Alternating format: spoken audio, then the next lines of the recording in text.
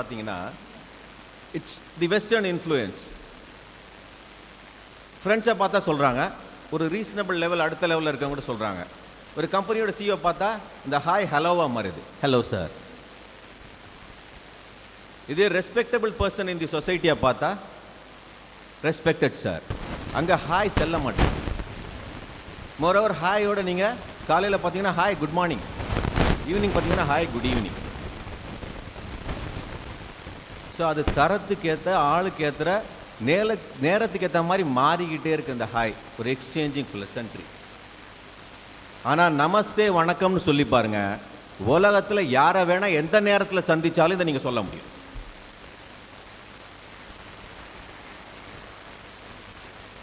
காலையில் சொல்லலாம், சாயந்தரம் சொல்லலாம், மத்தியானம் சொல்லலாம், வயசில் பெரியவங்களை பார்த்து சொல்லலாம், சின்னவங்களை பார்த்து சொல்லலாம், ஒரு நாட்டோட தலைவரை பார்த்து சொல்லலாம், வாத்தியாரை பார்த்து சொல்லலாம். சரி, இந்த சொல்லுக்கும் செயலும் சம்பந்தம் என்ன? அதை நம்ம எங்கேருந்து கற்றுக்க முடியும்? அதை கொடுக்கக்கூடியது தான் கல்வி.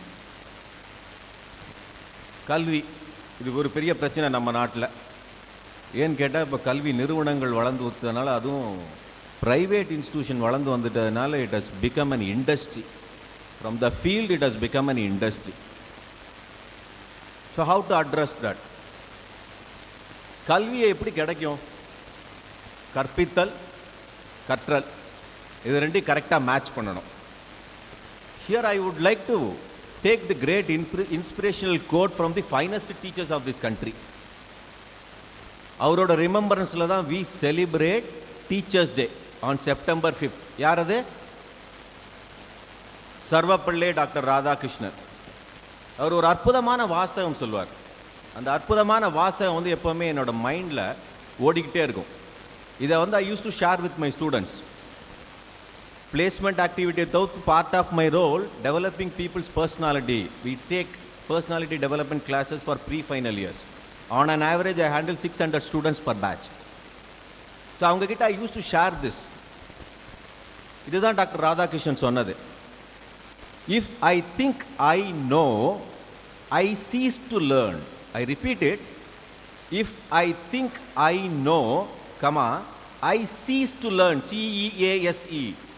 எப்பொழுது ஒரு மனிதன் எனக்கு தெரியும் என்று நினைத்துக் கொள்கிறானோ அப்பொழுதே அவன் கற்றுக்கொள்ளும் ப்ராசஸ் நின்று போய் விடுகிறது. ஸோ அப்போ கற்றுக்கொள்வதற்கு டைமும் இல்லை, காலமும் இல்லை, பவுண்டரியும் இல்லை. இந்த கற்றலையும் கற்பிப்பலையும் எப்படி மேட்ச் பண்ணுறது? இதுக்கு ஒரு சின்ன கதை. பிகாஸ் கதை கேட்டு வளர்ந்தாதான் நமக்கு வாழ்க்கையோட உன்னதங்கள் தெரியும். ஒரு வாத்தியார்,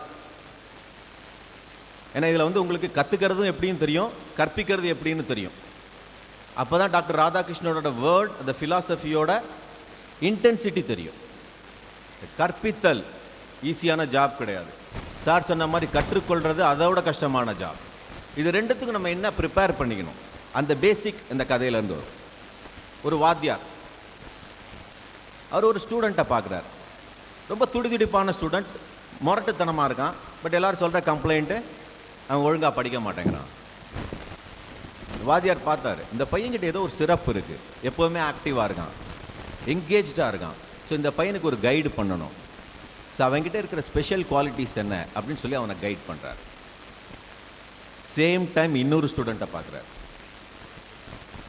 இந்த பையன் அவனோட நேரத்தை பூரா சக மாணவர்களுக்கு உதவி செய்யறதுலேயே செலவிடுறான். ஸோ வாத்தியார் பார்க்குறாரு. எங்கள் காலத்தில் வாத்தியாருங்கள்லாம் என்ன சொல்லி கொடுத்தாங்கன்னா, வாழ்க்கையோட பாடத்தோடு ரெண்டும் சேர்த்து சொல்லி கொடுத்தாங்க. அதனால் எங்களுக்கு வாழ்க்கையும் எளிதாக இருந்துச்சு, பாடமும் எளிதாக இருந்துச்சு.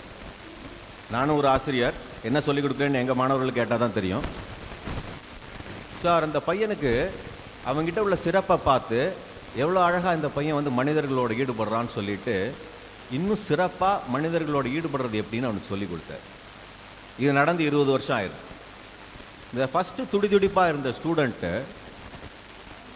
படித்து பெரிய ஆளாகி ஒரு இண்டஸ்ட்ரி ரன் பண்ணி சொசைட்டியில் பெரிய ஆளாகி பேரும் புகழும் கிடச்சிருந்தவர். அந்த ஸ்டூடெண்ட் ஒரு பெரிய ஆளானதுக்கப்புறம் ஒரு ஃபங்க்ஷனுக்கு கூப்பிட்றாங்க. அந்த ஃபங்க்ஷனுக்கு இந்த வாத்தியாரும் போகிற மாதிரி ஒரு சந்தர்ப்பம் ஏற்படுது. அங்கே மீட் பண்ணுறாரு அந்த ஸ்டூடெண்ட்டை. வாத்தியாரோட பழக்க தோஷம், எப்போவுமே மாணவர்களை பார்த்தா வாப்பா நல்லா இருக்கியா, அவங்களுக்கு இந்த ப்ளசன்ட்ரீஸ் தெரியாது. வாங்க நல்லா இருக்கீங்களா, அது வராது சட்டுன்னு. அதனால் அவர் வாப்பா நல்லா இருக்கியா. அந்த ஸ்டூடெண்ட் சக்ஸஸ்ஃபுல் ஆனாலும் அவர்கிட்ட ஒரு சபை நாகரிகத்துக்காக நல்லா இருக்கேன் சார்ன்னு சொல்லிட்டு, ஆனால் மனசுக்குள்ள ஒரு நெருடல். நம்ம உயர்ந்த பதவியில் இருக்கோம், கஷ்டப்பட்டு போராடி எஸ்டாப்ளிஷ் பண்ணிட்டோம். இந்த ஆள் அதே பொசிஷனில் இருக்காரு, நம்மளை பார்த்து வான்னு கேட்குறாரு ஒரு 1000 பேருக்கு நடுவில். வாத்தியாரால் ஸ்டூடெண்ட்டோட முக குறிப்பை ஈஸியாக கண்டுபிடிக்க முடியும். அவர் முக குறிப்பை பார்த்துக்கிறார், நோட் பண்ணிக்கிறார், ஒன்றும் ரியாக்ட் பண்ணல. அந்த ஃபங்க்ஷன் முடிஞ்சோடனே வணக்கம் சொல்லிட்டு நல்லா இருப்பான்னு சொல்லிட்டு போயிடுறார். ஒரு 10 நாள் கழித்து அவருக்கு ஒரு செய்தி வருது. அந்த மாணவருக்கு, அந்த பிரபலமான நபருக்கு உடல்நிலை சரியில்லை, ஒரு பிரபல மருத்துவமனையில் இருக்கார், வெஜிடபிள் ஸ்டேட்டில் இருக்கார். இந்த அறிவு, இந்த செல்வாக்கு, இந்த புகழ் எதுவுமே பயன்படலை, ஒரு வெஜிடபிள் ஸ்டேட்டில் இருக்கார். பட் வாத்தியாருக்கு அவன் எப்படி இருந்த பையன், எப்படி இருந்தான், எவ்வளோ கஷ்டப்பட்டு இந்த நிலைமைக்கு வந்தான், உடனடியாக போய் பார்க்கணுன்னு பார்க்குறாரு. அவங்க குடும்பத்தார்ட்ட சொல்கிறார், கண்டிப்பாக அவன் மீண்டு வருவான், ஏன்னா அவன் துடிப்பானவன், கவலைப்படாதீர்கள். அப்போ சொல்கிறாங்க, சார் ஒரு ஸ்பெஷலிஸ்ட் டாக்டரை கூப்பிட்டுருக்கோம், அந்த டாக்டர் இவர் அட்டன் பண்ண போகிறாரு, நீங்கள் இருந்து பார்த்துட்டு கேட்டுட்டு போயிருங்க. ஒரு ஸ்பெஷலிஸ்ட் டாக்டர் வர. அந்த டாக்டர் உள்ளே வர்றப்பே இந்த வயதான நபரை பார்த்து இவர் எங்கேயோ பார்த்த மாதிரி இருக்க. பக்கத்தில் வந்த உடனே படாருன்னு காலில் விழுறாரு. யாருன்னு கேட்டால் அவர் கைடு பண்ண அதர் டாக்டர், மக்களுக்காகவே செஞ்சு சபை நபர்களுக்கு உதவி செஞ்சுக்கிட்டே இருந்த அந்த பையன் இவரோட அறிவுரையை கேட்டு எனக்கு சரியான தொழில் மக்களை பேணுதல்னு அவன் மருத்துவம் படித்து பிரபல மருத்துவர் ஆயிட்டான். அவன் இவரை பார்த்த உடனே காலில் விழுந்துடுறான். புரியல அவருக்கு யாருப்பான்னு. சார் நான் உங்கள் ஸ்டூடெண்ட்டு. ஏன்னா வாத்தியாருக்கு எப்போவுமே நல்லா படிக்கிற ஸ்டூடெண்ட்டை ஞாபகம் இருக்காது, வாழ்த்தனம் பண்ணுற ஸ்டூடெண்ட்டை தான் ஞாபகம் இருக்கும். அதில் இந்த துடிப்பாக இருந்த ஸ்டூடெண்ட் அவர் ஞாபகம் வச்சுருந்தார், இந்த நல்ல ஸ்டூடெண்ட்டை மறந்துட்டார். சார் நீங்கள் சொன்ன அறிவுரையை கேட்டு நான் டாக்டர் ஆகிட்டேன், இன்றைக்கி யாரோ ஒரு ஸ்பெஷல் பேஷண்ட் தான் அவரை பார்க்குறதுக்காக என்னை கூப்பிட்டுருக்காங்க, பார்த்துட்டு வாப்பா. நீங்கள் யாருக்கா சார் வெயிட் பண்ணுறீங்க? அந்த பேஷண்ட் ஒன்றை போல் என்னுடைய மாணவன், அவன் நன்றாக மீண்டு வர வேண்டும் என்று வாழ்த்துவதற்காக நான் இங்கே வந்திருக்கிறேன். இவர் உள்ளே போய் பார்த்துட்டு ட்ரீட் பண்ணுறாரு. இவரும் ஆசிரியரும் வாழ்த்திட்டு வந்துடுறாரு.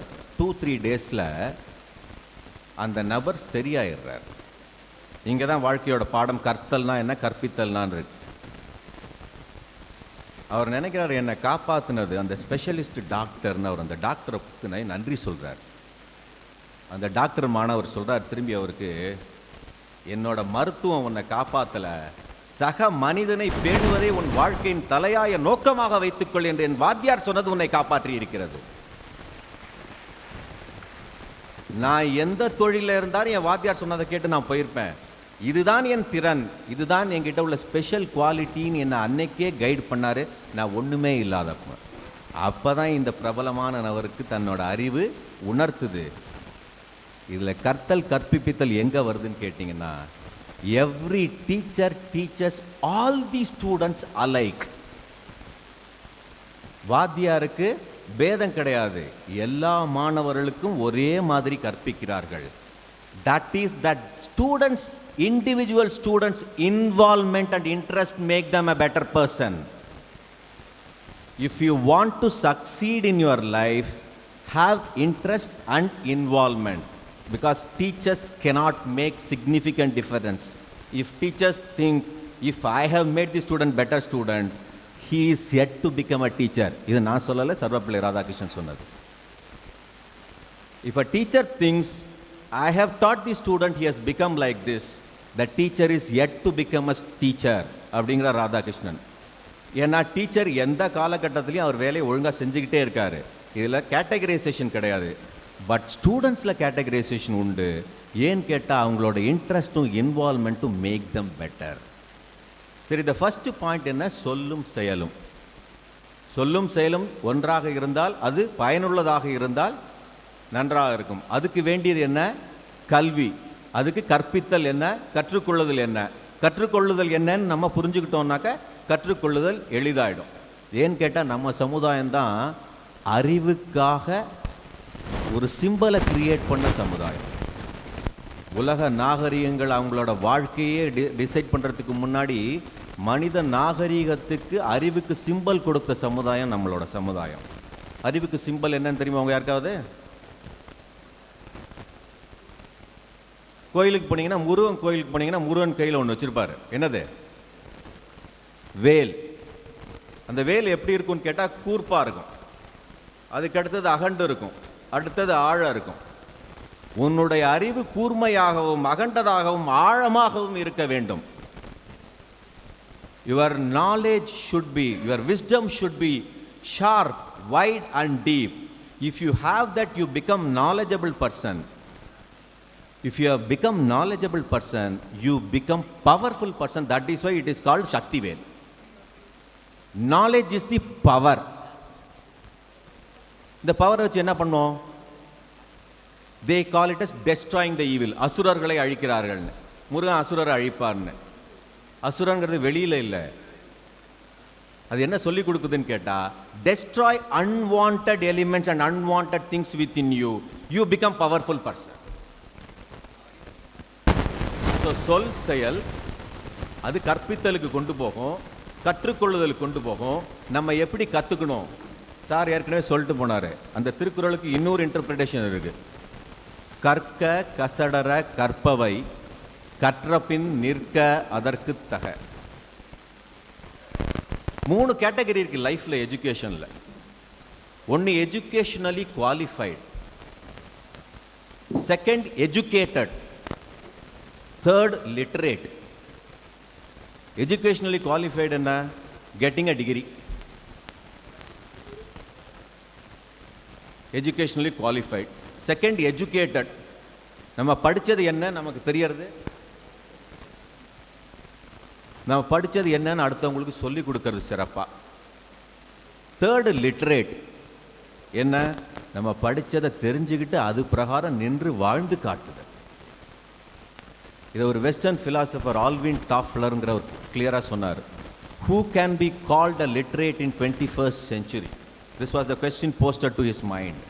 So he came up with an answer.